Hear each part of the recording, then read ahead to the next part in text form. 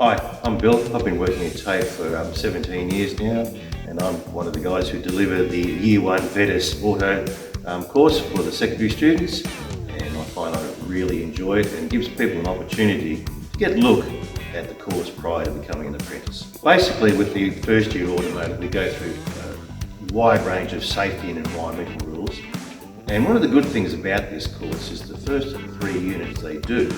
will take time off their apprenticeship if they so choose to become an apprentice. And that will be hand tools, safety and environmental. From the rest of the course they'll get the basic fundamentals of how an engine operates, how to pull down an engine and reassemble, how batteries work, how alternators work, and also a little bit of physics and a little bit of math that they will find quite useful in their course. Well, from this course you could choose to be a light vehicle mechanic, a heavy vehicle mechanic, an agricultural mechanic, or a plant and machinery mechanic, or you can become an automotive electrician,